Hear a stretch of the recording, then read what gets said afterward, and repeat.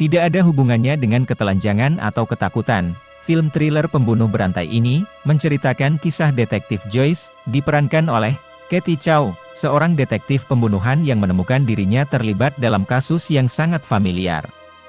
Seorang wanita diperkosa dan dibunuh, tangannya diikat dan lidahnya dipotong. Mengejutkan seperti itu, hal yang persis sama terjadi pada Ibu Joyce 20 tahun yang lalu, trauma yang tidak pernah pulih dari dalam diri Joyce. Yakin bahwa ini adalah penjahat yang sama. Dia menyelidiki tanpa henti, tetapi hal-hal tidak sesuai.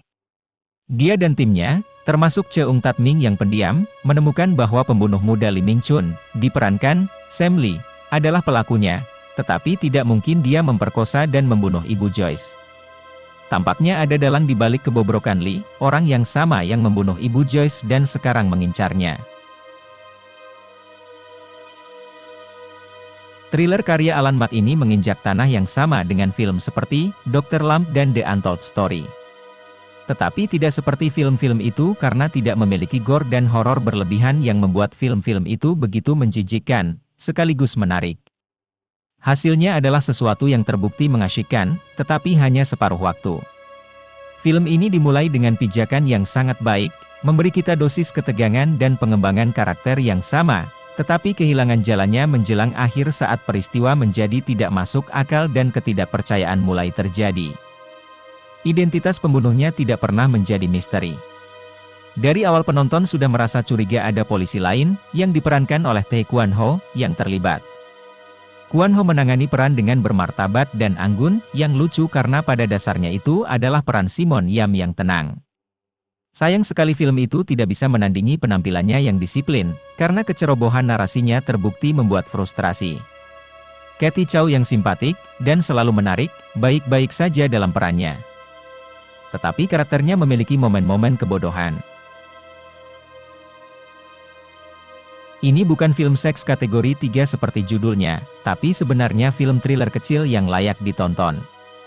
Itu dimulai pada tahun 1978 ketika seorang gadis kecil pulang dari sekolah, dan menemukan ibunya yang dibunuh secara brutal, pembunuhan yang mengerikan.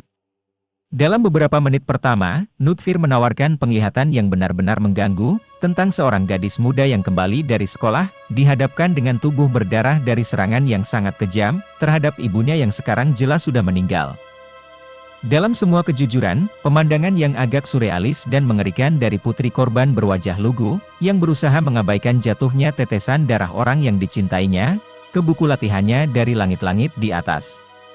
Melompat ke depan 20 tahun dan gadis kecil itu sekarang menjadi detektif pembunuhan yang brilian di kepolisian Hong Kong, diperankan oleh Cathy Chow yang cantik.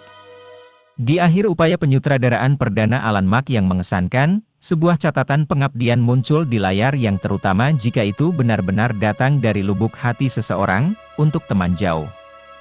Berharap mimpi buruknya berakhir.